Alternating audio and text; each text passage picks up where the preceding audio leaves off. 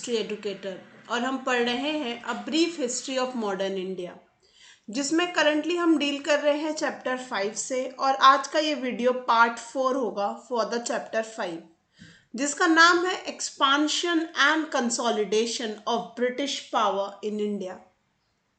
हमने हमारे पिछले वीडियोस में देखा कि कैसे the very important battle of Plassey of battle of Buxar take place and what was the prelude of it, and उसके बाद ट्रीटी ऑफ इलाहाबाद के जरिए कैसे nawab of Awadh and the Mughal emperor Shah Alam the second दोनों ट्रीटीज साइन करते हैं विद द ब्रिटिशर्स और चीज़ें बदल जाती हैं, एंड हाउ इवेंचुअली बक्सर एक final nail in the coffin साबित होता है, and how they eventually get control of all of the Bengal और अपने पपेट नवाब्स के ज़रिए और नायब सूबेदार को खुद ही के ज़रिए नॉमिनेट करके how Britishers just take over the whole thing in Bengal, Orissa and Bihar, how they get diwani as well as nizamat rights और कैसे इवेंचुअली उनका कंट्रोल एक्सट्रीमली हाई लेवल पर पहुंच जाता है।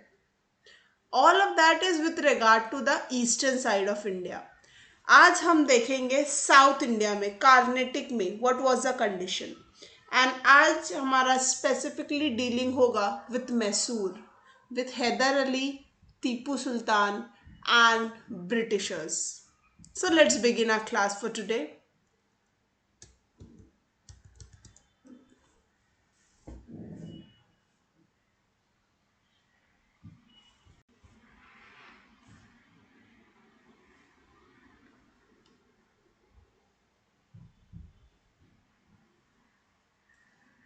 So, Mysore's resistance to the company of the English of course, resistance means कैसे उन्होंने रोकना चाहा, कैसे उन्हें एक तरीके से इन्फिल्ट्रेट करने नहीं दिया अपने स्टेट में, जैसे कि हालात हो गए थे बंगाल में। ऑल ऑफ दैट हम आज देखेंगे, but a bit of background कि क्या चल रहा था इन साउथ इंडिया। ओके, सो हम जानेंगे मैसूर की जो डायनेस्टी थी जिसका नाम था Wodeyar dynasty. So let's learn about them a bit. So हम देखेंगे कि 1565 में, much before all of this, एक बैटल हुई थी, बैटल ऑफ टेलीकोटा। अभी किसके बीच में हुई थी? सो विजयनगर एम्पायर जो था उसके, और ये वर्सेस थी एक confederacy of different sultans of south India, जिसमें गोलकंडा, बिदर, बेदारा, इन सब के जो सुल्तान थे वो लोग थे, उनके कॉन्फिडरेसी थी अगेंस्ट द विजयनगर अम्पायर। और उस वक्त विजयनगर अम्पायर के राजा थे राम राया। ठीक है, अब इसमें इवेंचुअली किसकी जीत होती है? तो जो सुल्तान्स की कॉन्फिडरेसी होती है वो विन ओवर कर लेती है विजयनगरा एम्पायर के सामने, और ये बात है 1565 की। इसकी वजह से क्या होता है कि जो जीतती है, जो ग्रुप, जो कॉन्फिडेंसी जीतता है, उसकी वजह से बहुत छोटे छोटे किंगडम्स एमर्ज हो जाते हैं। जिनका ग्रुप था वो सब एमर्ज हो जाएंगे। लेकिन हम देखेंगे कि 1612 आते आते एक हिंदू किंगडम होगा वोदेयार्स का, जो इमर्ज करेगा मैसूर में और टेक ओवर कर लेगा इन छोटे छोटे राजाओं को। चीका कृष्ण राजा वोदेयार द सेकेंड जो होंगे वो 1734 से 1766 तक एक लंबे अरसे तक रूल करेंगे मैसूर पर। और हम देखेंगे कि उनके सेकेंड हाफ तक, अगर हम 18वीं सदी के अंत में देखेंगे, सो मैसूर एमर्ज होगा एक बहुत बड़ी पावर के तौर पर। और ये किसकी लीडरशिप में होगा? तो ये लीडरशिप में होगा under the very able father son duo, जो था हैदर अली एंड टीपू सुल्तान का। ये दोनों जो है मैसूर को बहुत ऊंचाइयों पर ले जाएंगे। एंड इसकी वजह से ऑफ कोर्स इंग्लिश फेल्ट कि उनके जो पॉलिटिकल और कमर्शियल इंटरेस्ट है साउथ इंडिया में वो थ्रेटेंड हो रहे हैं। उन्हें डर लग रहा है इस बात का कि अगर टीपू सुल्तान और हैदर अली और बढ़ गए और पावरफुल हो गए तो उनके कमर्शियल इंटरेस्ट, उनके ट्रेड एंड कॉमर्स को नुकसान हो सकता है। और एक एंगल जो यहाँ पर और था, जो ब्रिटिशर्स को परेशान करता था, वो ये था कि जो टीपू सुल्तान थे या फिर हैदर अली, उनका फ्रेंच के साथ प्रॉक्सिमिटी थी, मतलब they were very close to the French with regard to, अगर इंग्लिश के साथ उनकी प्रॉक्सिमिटी देखी जाए तो they were leaning much towards the French, और they use to take their help also. कहाँ पर? ट्रेड ऑफ मलाबार कोस्ट पर भी फ्रेंच को काफ़ी फायदा होता था मैसूर की वजह से। अब जो मैसूर की पावर थी वो थ्रेड बन चुकी थी इंग्लिश के लिए मद्रास को लेकर भी, क्योंकि अगर कोई पावर साउथ इंडिया में बढ़ रही है सो इन नो टाइम हो सकता है कि इंग्लिश का जो वहाँ पर कंट्रोल है मद्रास में उसे भी खतरा हो। इसीलिए अब ब्रिटिशर्स जो है बहुत ज़्यादा चौकन्ने हो जाएंगे विद रिगार्ड टू मैसूर, और हम बात कर रहे हैं हैदर अली और टीपू सुल्तान की। कैसे राइज हुआ हैदर अली का और कौन थे ये? अर्ली 18वीं सदी में हम देखेंगे कि दो भाई होंगे जिनका नाम होगा नंजराज और देवराज। ठीक है, ये दोनों जो है कृष्णराजा वोडेयार को एक पपेट के तौर पर यूज करेंगे। ओके, वोडेयार के जो राजा होंगे उन्हें सिर्फ एक पपेट की तरह यूज करेंगे। कौन थे ये लोग? ये जो थे वोडेयार की ही एडमिनिस्ट्रेशन में पोस्ट थी इनकी। वन वॉज सर्व अधिकारी, दैट मीन्स सर्व मीन्स ऑल, अधिकारी means position holder, so he was like a general commander. And जो देवराजा थे उनकी पोजीशन थी दुलवाई। दुलवाई होते हैं जो आर्मी में कमांडर होंगे, ओके, वो कहलाएंगे दुलवाई। ये दोनों जो पोस्ट है ये साउथ इंडिया की पोस्ट है। अब वो वोडेयार की एडमिनिस्ट्रेशन में ही काम करते थे और राजा को एज अ पपेट यूज करते थे। अगर हम हैदर अली की बात करें तो ये बहुत ही ऑब्सक्योर आम सी फैमिली से बिलोंग करते हैं और कोई नोबल फैमिली के नहीं होंगे, और ये अपना करियर स्टार्ट करेंगे एज अ हॉर्समैन मैसूर की आर्मी में, मिनिस्टर्स के अंडर, जो के थे नंजराज एंड देवराज, उनके अंडर एज अ घोड़े वाले के तौर पर अपना करियर शुरू करेंगे। ये अनएडुकेटेड भी होंगे, बट जो होगा हैदर अली के पास वो होगा उनका इंटेलेक्ट, उनकी काबिलियत, how smart he is going to be, and a man of great energy, साथ ही साथ डिटर्मिनेशन, यानी वो जिस चीज़ के पीछे लग जाएंगे वो उसे हासिल कर कर रहेंगे। सो दैट डिटर्मिनेशन उन्हें आगे लेकर जाएगा। अभी अगर हमें समझना हो साउथ इंडिया की सिचुएशन या फिर मैसूर की क्या जियो पॉलिटिकल कंडीशन थी एट दैट टाइम, वहाँ पर रिपीटेड इनकर्जन्स होते थे मराठास की तरफ से, रेड्स होती थी, अटैक्स होते थे, साथ ही साथ निज़ाम की जो ट्रूप थी, जब मैं निज़ाम कह रही हूँ तो मेरा मतलब है हैदराबाद से, ओके। मराठास और निज़ाम दोनों की जो ट्रूप्स है वो मैसूर की टेरिटरीज में बार बार रेड करती थी, इनकर्जन करती थी, जिसकी वजह से बट ऑफ कोर्स बहुत हैवी फाइनेंशियल लॉस होता था मैसूर को, और ये जो उनके अग्रेसर्स थे जो उन पर अटैक करते थे उसकी वजह से मैसूर को बहुत डिफिकल्टीज होती थी। मैसूर इन सभी चीज़ों की वजह से न सिर्फ फाइनेंशियली बल्कि पॉलिटिकली भी वीक हो गया, क्योंकि अब जो मैसूर के राजा का या मैसूर के जो केयर टेकर्स हैं उनका जो ध्यान है वो बटा हुआ है उनके वेलफेयर से ज़्यादा जो उन पर अटैक हो रहे हैं उनकी तरफ, और वो भी एक नहीं दो साइड से हो रहे हैं। सो ऑफकोर्स ये सब उन्हें वीक कर देगा politically as well as financially. अब मैसूर को ज़रूरत थी ऐसे लीडर की जो उनकी मिलिट्री पावर को अपेक्स तक पहुंचाए और अपनी डिप्लोमेटिक स्किल्स के ज़रिए इन अटैक्स को, इन रेड्स को भी रोक पाए, और इसी ज़रूरत को पूरा करेंगे हैदर अली। ये रॉयल अथॉरिटी को मात देते हुए बन जाएंगे the de facto ruler of Mysore, और ये होगा 1761 में। और वो रियलाइज करेंगे कि जो मराठास है ये बहुत ही तेज रफ्तार हैं, दे आर वेरी क्विक, और अगर इन्हें हमें डील करना है, इन्हें कंटेन करना है, रोकना है हमारी टेरिटरी में आने के लिए, so the only option is swift cavalry, that mean हमारी जो आर्मी है वो भी उतनी ही swift, fast and quick pace होनी चाहिए जैसा कि मराठास की एफिशिएंट आर्मी है। एंड इसके लिए उन्हें ज़रूरत थी तोप की, कैनन की, और फ्रेंच ट्रेंड निज़ामी आर्मी की, ओके। इसके लिए उन्हें हाई आर्टिलरी यानी बहुत ज़्यादा आर्म्स एम्यूनेशन और वो हाई सिर्फ अफेक्टिव भी होनी चाहिए, एडवांस होनी चाहिए। आर्म्स जो है उनके सुपीरियर हथियार होने चाहिए। और हम सब जानते हैं कि superiority with regard to army discipline and arms and ammunition सब में वेस्ट बहुत आगे था।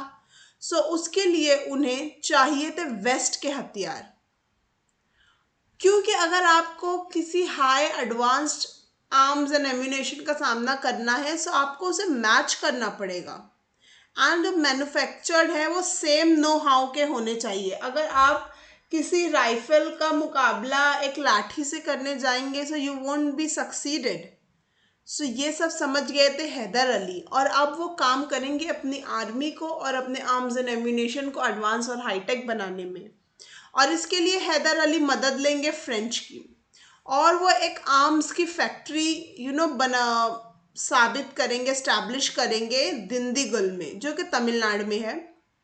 साथ ही साथ वो वेस्टर्न मेथड पे अपनी आर्मी को ट्रेन करवाएंगे, और उनकी जो डिप्लोमेटिक स्किल होगी उसके ज़रिए वो ट्राई करेंगे उनके जो अपोनेंट्स हैं, उनके जो अपोजिट है, उन्हें शांत करने की।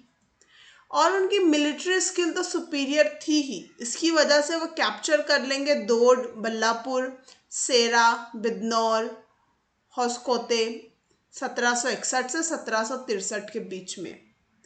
एंड इसकी वजह से क्या होगा, जो सबमिशन हो जाएगा ट्रबलसम पॉलीगार्स का। पॉलीगार्स क्या होते हैं, अगर मुझे एक सिंपल वर्ड्स में कहना हो तो मैं कह सकती हूँ पुलिस। जो उस वक्त उनके सिविल मैटर्स देखते होंगे या फिर वहाँ के लॉ एंड ऑर्डर को मेंटेन करेंगे, पॉलीगार्स। जो साउथ इंडिया के थे उनको भी बहुत ट्रबलसम थे, उनका भी सबमिशन हो जाता है। साथ ही साथ recovering from the defeat at Panipat, हम देखते हैं कि मराठास को कितनी क्रशिंग डिफीट का सामना करना पड़ा था पानीपत में, थर्ड बैटल ऑफ पानीपत में अहमद शाह अब्दाली के जरिए। और उस वक्त उन्हें लीड कर रहे होते हैं माधव राव। सो अब वो अटैक कर देंगे मैसूर को, और इस अटैक के बाद हैदर अली की बहुत बुरी हार हो जाएगी। और ये एक बार नहीं होगा, it's going to be continued 1764 में, 66 में और फिर 1771 में भी। अब हैदर अली को समझ में आ जाएगा कि ही नीड टू बाय पीस, उन्हें पीस चाहिए। अगर कंटिन्यूसली मैसूर में अटैक्स होते रहे तो मैसूर कभी भी उभर नहीं पाएगा अपने पॉलिटिकल और इकोनॉमिकल प्रॉब्लम से। इसके लिए वो क्या करेंगे, एक बहुत बड़ा amount, large some of money वो दे देंगे मराठास को, ताकि चीज़ें सेटल डाउन हो सके और मैसूर को कुछ पीस मिल सके। लेकिन हम देखेंगे कि माधव राव की डेथ के बाद 1772 में हैदर अली अब रेड करेंगे मराठास को। नाउ ही नोज के उनके जो बहुत एबल लीडर थे माधव राव, वो अब नहीं रहे। हैदर अली पॉलिटिकली इस बात का फायदा उठाएंगे और रेड करेंगे मराठास को कई बार इन 2 सालों में, 1774 से 76 के बीच में। और हम देखते हैं कि कैसे वो सारी के सारी टेरिटरीज जितनी भी उन्होंने हारी थी मराठास के तरफ, सब के सब कैप्चर कर लेंगे। और अब मैसूर वापस से एक स्ट्रॉन्ग राइज की तरफ बढ़ता चला जाएगा, जैसा कि वो पहले हुआ करता था। लेकिन ये सब बदल जाएगा 4 एंग्लो मैसूर वॉर्स के जरिए। और कैसे मैसूर अपनी सारी ग्लोरी ब्रिटिशर्स के हाथों खो देगा। All of that will learn in 4 Wars के जरिए। पहली वॉर जो होगी वो 1767 से 69 तक लास्ट करेगी, और ये famously known as first Anglo Mysore war. लेकिन ये वॉर का बैकग्राउंड क्या था, क्यों ये वॉर हुई, व्हाट वाज द रीजन कि ब्रिटिशर्स और मैसूर को वॉर करनी पड़ी। जब ब्रिटिशर्स बंगाल में अपना कब्जा इतनी आसानी से बना लेंगे तो अब वो बहुत कॉन्फिडेंट हो जाएंगे। किस बात पर, उनकी मिलिट्री स्ट्रेंथ पर। Under Clive they are booming.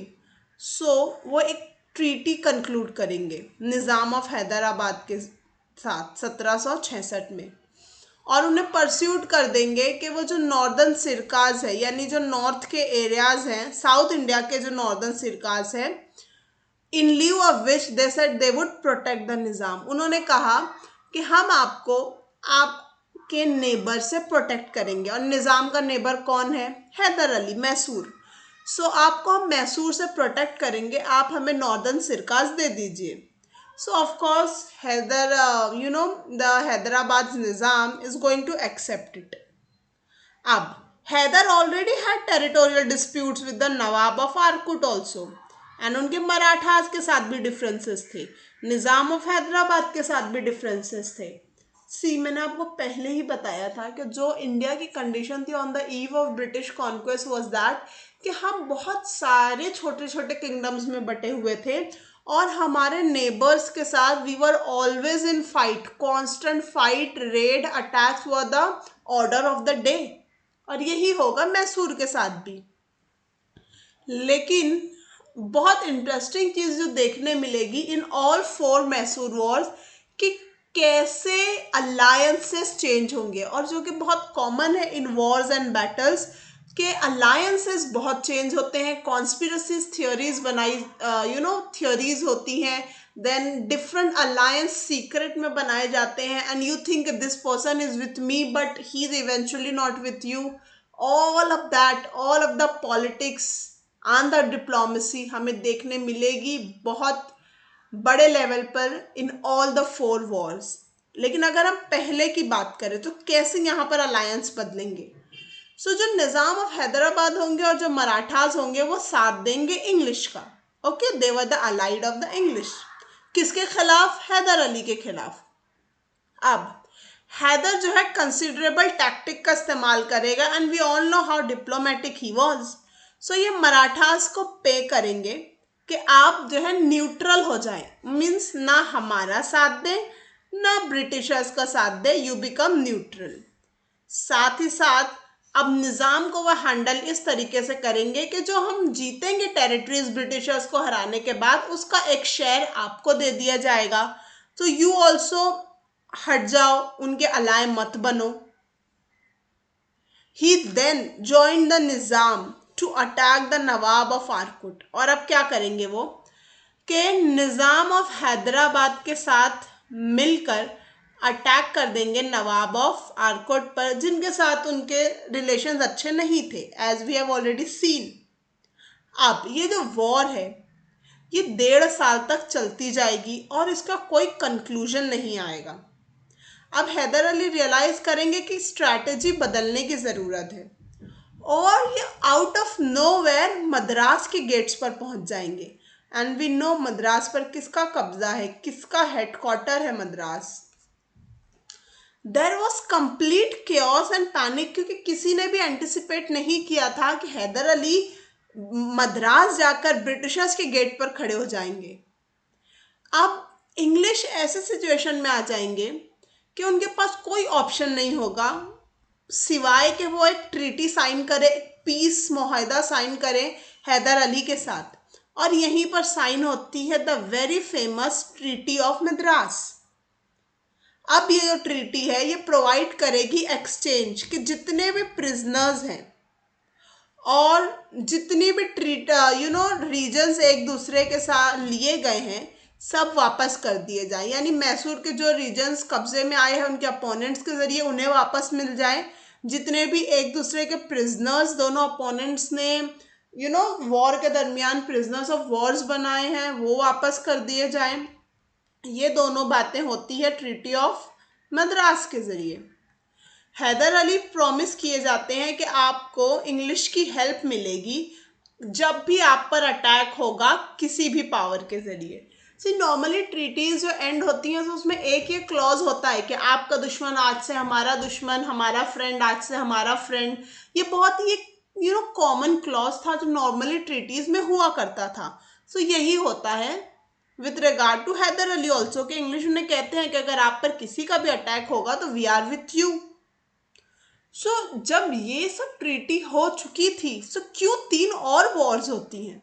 Let's see, let's move towards the second Anglo Mysore war, और ये होगी 1780 से 84 तक। It's going to last for 4 years।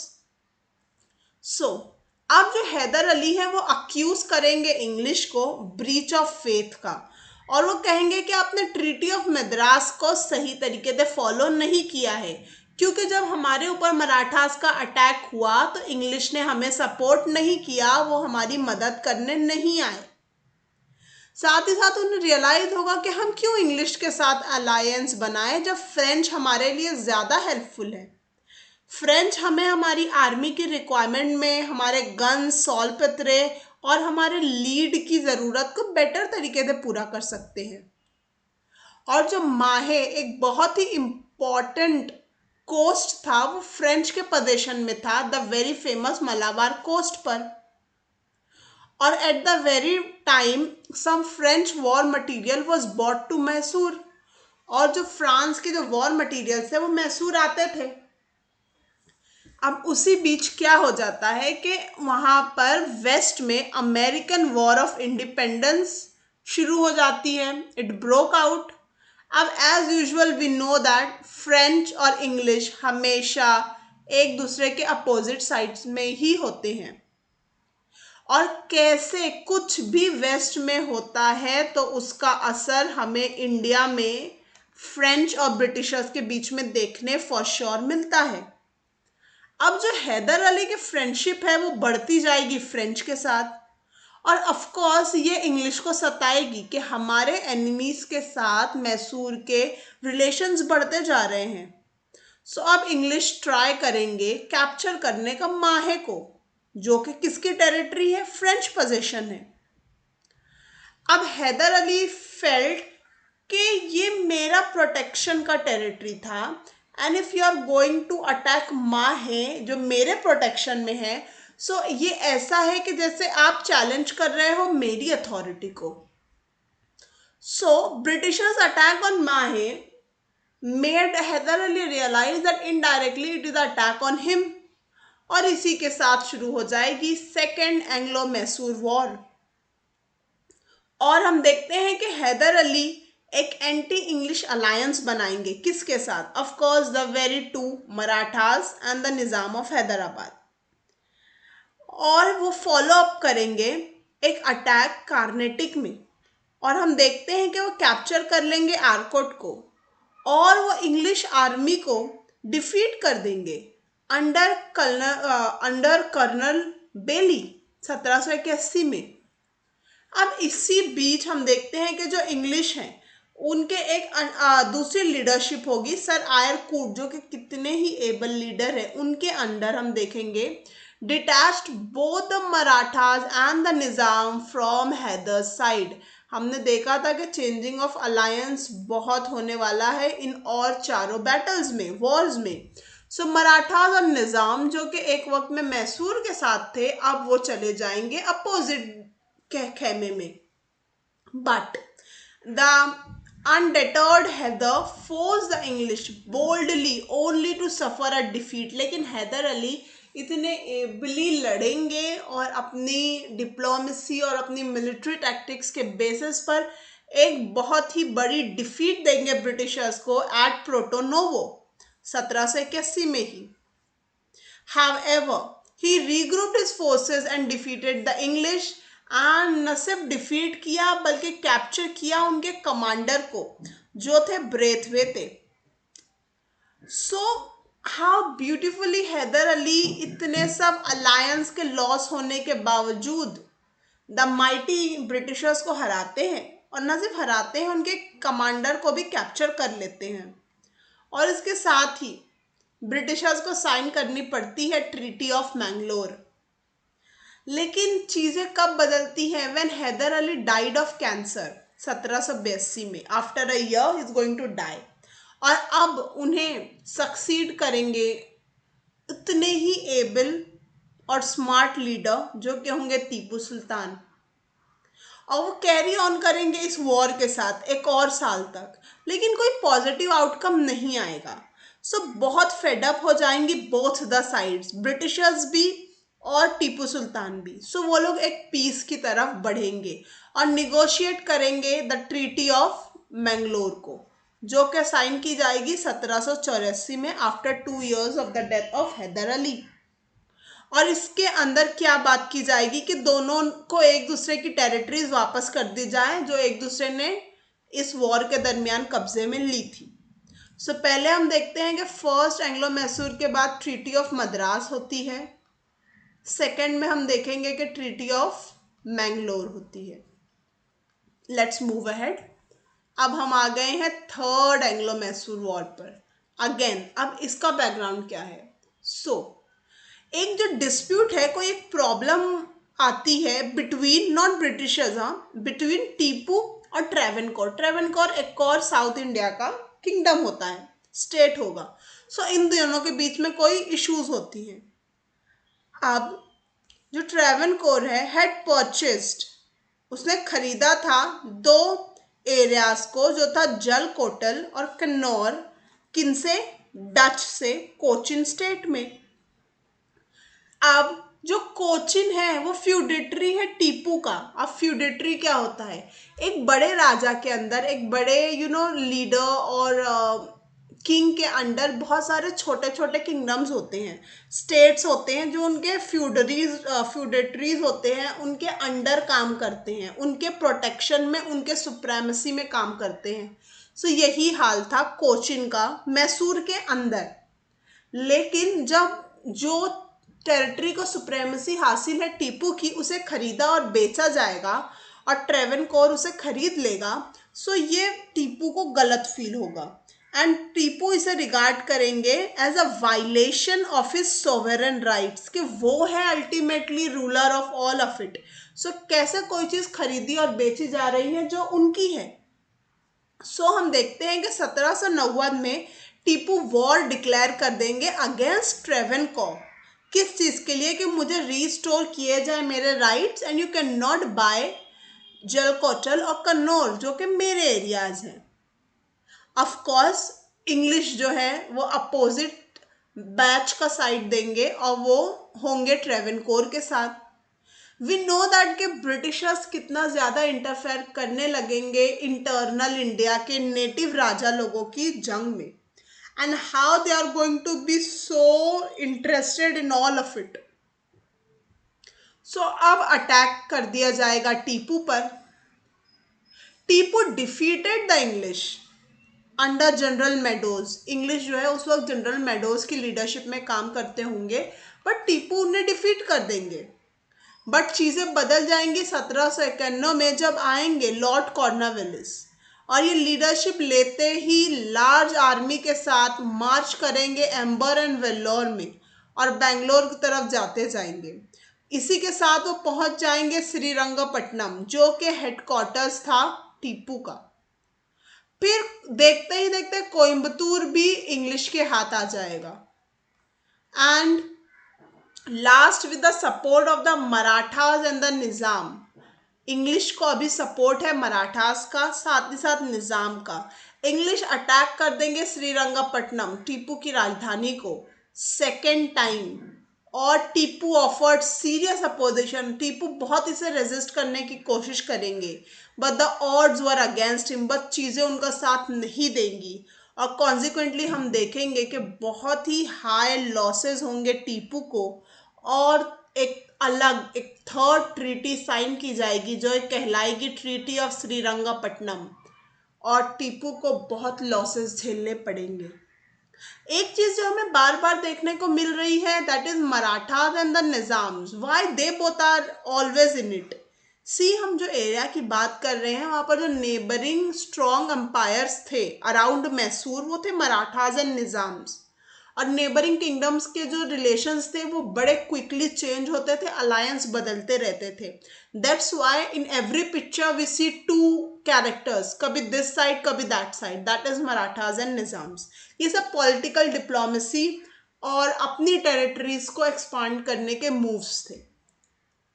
अब क्या हुआ ट्रीटी ऑफ श्रीरंगपट्टनम के साथ? ये ट्रीटी 1792 में साइन की गई और इसके साथ नियरली हाफ ऑफ मैसूर की जो ज़मीनें थी वो सब दे दी गई विक्टर्स को। और ऑफ कोर्स विक्टर्स थे इंग्लिश, ब्रिटिशर्स जीते थे।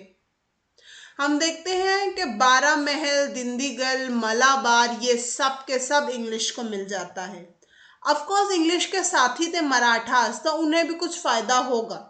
सो विक्टर के साइड पर होने की वजह से मराठास जो है तुंगभद्रा जो रिवर है उसके आसपास के इलाके उन्हें मिल जाएंगे।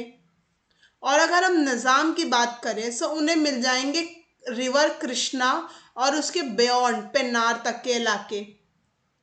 Of course, beside a war, a damage of 3 crore rupees, 3 crore rupees was also taken from Tipu.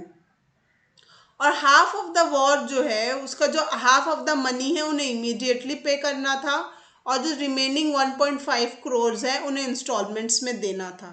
और जब तक वो इंस्टॉलमेंट पे नहीं करेंगे उनके 2 बेटों को बंदी बना लिया जाता है, हॉस्टेज बना लिया जाता है इंग्लिश के जरिए। So this was the condition कि थर्ड एंग्लो मैसूर वॉर इतनी बुरी साबित हुई। ऑड्स नहीं थे टीपू के साइड और ना सिर्फ वो हारते हैं, उनके एरियाज जाते हैं, he had to give a lot of money. साथ ही साथ 2 प्रिंस ऑफ मैसूर टीपू सुल्तान के 2 बेटों को बंदी बना लिया जाता है। ये चीज़ें काफ़ी क्लियर है कि चौथी एंग्लो मैसूर वॉर क्यों होगी। सो हम देखेंगे कि इंग्लिश और टीपू दोनों जो है 1792 से 1799 तक ये एरिया काफ़ी, ये टाइम जो है काफ़ी शांत गुजरेगा क्योंकि दोनों को इन 3 वॉर्स में बहुत लॉस हुआ है इकोनॉमिकली। सो वो अपनी चीज़ों पर रीगेन करने के लिए काम करेंगे। लेकिन जो है टीपू इवेंचुअली जितने भी टर्म्स होंगे श्रीरंगापट्टनम ट्रीटी के उसे पूरा कर लेंगे और अपने बेटों को आज़ाद कर लेंगे। 1796 में हम देखेंगे कि जो वोदेयार डायनेस्टी है उसका जो लास्ट हिंदू रूलर है he is going to die. अब टीपू रिफ्यूज करेंगे कि जो वोदेयार का माइनर सन है उसे थ्रोन पर बैठाया जाए। वो खुद अपने आप को डिक्लेयर कर लेंगे as a sultan of Mysore. And he also decide कि मैं बदला लूंगा, अवेंज लूंगा ह्यूमिलिएटिंग डिफीट का जो उन्हें ट्रीटी ऑफ श्रीरंगापट्टनम की वजह से मिली थी। Of course he is going to go against the Britishers again. और हम देखते हैं कि 1798 में लॉर्ड वेलेस्ली जो है सक्सीड करेंगे सर जॉन शोर को। Sir John Shore was the successor, okay, lord Wellesley के बाद आएंगे और वो बनेंगे गवर्नर जनरल ऑफ ब्रिटिशर्स। ये बहुत ही बड़ी इम्पेरियलिस्ट पर्सन थे, imperialist to the core, and we know what kind of person an imperialist is. अब जो टीपू की ग्रोइंग फ्रेंडशिप होगी फ्रेंच के साथ जो शुरू से ही ब्रिटिशर्स को नहीं पसंद है and they are always very much worried about it. So वो सोचेंगे कि हमें उसे एनहिलेट करना है, उसे ख़त्म करना है और ultimately we want submission from Tipu. और उसे हम कैसे भी सब्सिडरी अलायंस साइन करवाएंगे। सब्सिडरी अलायंस ब्रिटिशर्स का एक एक तरीके की पॉलिसी थी जिसके ज़रिए वो नेटिव राजा लोगों को ये साइन करने बोलते थे, जिसकी वजह से उनकी सारी ताकत ख़त्म हो जाती थी और बेसिकली हमारे नेटिव राजाओं को पे करना होता था ब्रिटिशर्स को और एक तरीके से ये उनकी प्रोटेक्शन में जाना हो जाता था। So the charge sheet against the Tipu mentioned that he was plotting against the English. ऐसा उन्हें खबर मिली कि टीपू जो है इंग्लिश के खिलाफ प्लॉट कर रहे हैं निज़ाम और मराठास की मदद लेकर। साथ ही साथ उन्हें यह भी पता चला कि उन्होंने इमेसरीज भेजी हैं। अब इमेसरीज क्या होती हैं? आप जो अपने मैसेंजर्स या अपने एक तरीके के पॉलिटिकल कॉरेस्पॉन्डेंट्स या फिर कोई आपके एरिया से दूसरे रीजन में दूध भेजते हैं, अपना रिप्रेजेंटेटिव भेजते हैं फॉर पॉलिटिकल रीजंस और एनी रीजन, उन्हें मैसेजेस कहते हैं। जैसे हमारे एम्बेसडर्स होते हैं, सिमिलरली वो भेजे गए थे all over the world, Arabia, Afghanistan, Kabul, यहाँ तक के जमन शाह के पास, और आयल ऑफ फ्रांस में भी जो कि मॉरिशियस में था, साथ ही साथ वर्सेल्स, जर्मनी, इन सब एरियाज पर भेजा गया था, जिसे ब्रिटिशर्स को बहुत टेंशन हो गया कि why it is happening like that, Tipu क्या प्लान कर रहा है। एंड टीपू ने उसके लिए एक्सप्लेनेशन दी ब्रिटिशर्स को, but Wellesley was not satisfied with it and he thought कि Tipu is planning something very big जो कि ब्रिटिशर्स के लिए बहुत बुरा साबित होगा। सो इसी के साथ वो finally 4th war of Anglo Mysore शुरू हो जाती है और ये शुरू होती है 1799 में और ये उसी साल ख़त्म भी हो जाती है। It ended with the fall of Srirangapatnam. जब टीपू का जो सेंटर होता है वो गिर जाता है और वो ब्रिटिशर्स के कब्जे में आ जाता है, तो ये वॉर एंड हो जाती है। Tipu was defeated English general के साथ जो थे स्टुअर्ट, एंड देन अगेन उन्हें हार का सामना करना पड़ता है जनरल हैरिस के साथ। आर्थर वेलेस्ली जो थे लॉर्ड वेलेस्ली के भाई थे, वो भी पार्टिसिपेट करते हैं इस वॉर में, एंड इंग्लिश को अब मदद मिल जाती है मराठाज और निज़ाम की, जो स्टार्टिंग में थे टीपू के साथ, but mid of the war they are with the English. अब जो मराठाज है उन्हें प्रॉमिस किया गया था, okay, with regard to estimate of Tipu Sultan will do after this, so that हमारी कंटिन्यूटी बनी रहे। ओके, सो कोई भी वॉर में लोगों को प्रॉमिस किया जाता है कि if you are with us आपको ये मिलेगा। सो मराठास को बोला गया था कि जो टेरिटरी है टीपू की वो आपको दी जाएगी, और निज़ाम तो एनीवेज प्रोटेक्शन में था, सब्सिडरी अलायंस साइन किया जा चुका था। पहला रीजन जिसने सब्सिडरी अलायंस साइन किया वो था हैदराबाद। सो अब जो टीपू थे वो अपनी लाइफ गंवा देते हैं फाइटिंग ब्रेवली। वो कभी भी समझौता नहीं करेंगे। जब उनके फैमिली पर भी बात आएगी, then also is going to fight very bravely. He was a very great Indian son of the soil. अब जो है उनके सारे ट्रेजर्स ले लिए जाएंगे, उनके फैमिली मेंबर्स को कब्जे में ले लिया जाएगा, एंड फाइनली जो ब्रिटिशर्स होंगे हिंदू रॉयल फैमिली से एक लड़के को, एक प्रिंस को नॉमिनेट करेंगे और उसे महाराजा घोषित कर देंगे। और सिर्फ महाराजा घोषित नहीं करेंगे, मैसूर को ज़बरदस्ती सब्सिडरी अलायंस सिस्टम भी साइन करवा दिया जाएगा।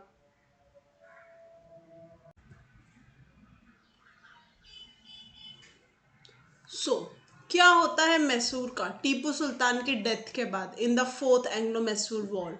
हम देखेंगे कि अब वेलेस्ली जो होंगे ऑफर करेंगे सुंदा और हरपोनले, जो कि मैसूर किंगडम का पार्ट थे, टू द मराठास। क्यों? क्योंकि मराठास ने उनका साथ दिया था, बट मराठास जो है इन एरियाज को लेने से रिफ्यूज कर देंगे। उसके बाद हम देखेंगे जो उनके सेकंड अलाय थे जो था निज़ाम ऑफ हैदराबाद, उन्हें दी जाएंगे district of Gooty and Gurramkonda, जिसे वो एक्सेप्ट कर लेंगे। साथ ही साथ as the English are the victors of this war, तो उन्हें पोजीशन मिल जाएगा कनारा, वायनाड, कोयम्बतूर, द्वारापुरम एंड श्रीरंगापट्टनम का, जिसकी वजह से ऑफकोर्स ब्रिटिश के पावर में और इजाफा हो जाएगा। और जैसा कि हमने स्टेट ऑफ मैसूर के बारे में पढ़ा कि ये हैंड ओवर कर दी जाएगी ओल्ड किंगडम को, ओल्ड डायनेस्टी को, और ये मिल जाएगा वोदेयार्स को। और इसके अंडर एक माइनर रूलर होंगे जिसका नाम होगा कृष्ण राजा द थर्ड। इन्हें बना दिया जाएगा मैसूर का राजा, और साथ ही साथ उन्हें साइन करना पड़ेगा सब्सिडरी अलायंस, जिसके साथ बेसिकली उनकी सारी पावर छीन ली जाएंगी और वो सिर्फ एक नाम के नवाब, नाम के रूलर रह जाएंगे। क्योंकि वी नो सब्सिडरी अलायंस के जरिए कैसे सारी पावर्स खींच ली जाती हैं एंड ब्रिटिशर्स बेसिकली मास्टर्स बन जाते हैं। फिर हम देखेंगे कि 1831 में जब गवर्नर जनरल बनकर आएंगे लॉर्ड विलियम बेंटिक, वो कैसे कंट्रोल ऑफ मैसूर जो है वोदेयार डायनेस्टी से भी ले लेंगे, और वो कहेंगे कि मिस गवर्नेंस की बुनियाद पर मैं ये कर रहा हूँ, you guys don't know how to rule Mysore, and on the ground of misgovernance I am taking it from you. लेकिन 1881 में जब लॉर्ड रिपन आएंगे, ये रिस्टोर कर दिया जाएगा, जो किंगडम है वापस से वोदेयार्स को दे दिया जाएगा। This is going to happen after the death of Tipu Sultan. और इसी के साथ हमने देखा the eventual take over of Mysore from the Britishers, किस तौर पर 4 वॉर के बाद।